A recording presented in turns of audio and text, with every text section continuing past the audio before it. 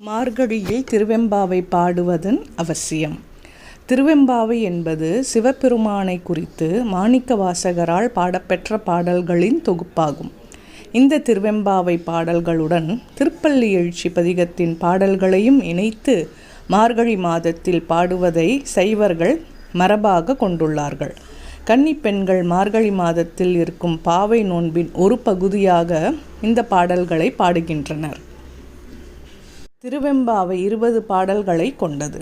இதில் முதல் 8 பாடல்கள் சிவபெருமானின் புகழ்களை பாடியபடி நீராட செல்லுதலை குறிப்பது.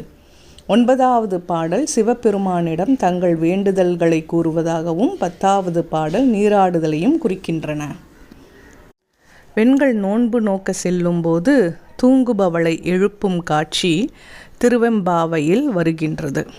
ஆதியும் அந்தமும் இல்லா அருட்பெருஞ்சோதி சிவலோகன் தில்லை சிற்றம்பலத்து ஈசன் அத்தன் ஆனந்தன் அமுதன் விண்ணுக்கு ஒரு மருந்து வேத விழுப்பொருள் சிவன் முன்னை பழம் தீயாடும் கூத்தன் என்று பலவாறு இறைவனை குறித்து பாடி நீராடி சிவபெருமானிடம் அடியார்கள் வேண்டுவதை திருவெம்பாவை விளக்குகிறது.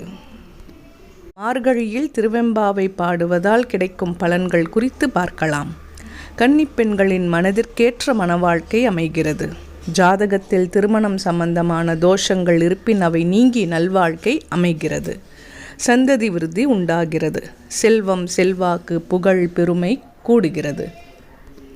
அதிகாலையில் எழுந்து பாடுவதால் ஆரோக்கியம் கிடைக்கிறது. மேலும் கோயிலுக்கு சென்று சிவபெருமானை வணங்குவதன் மூலமாக பெரும் புண்ணியமும் ஏற்படுகிறது.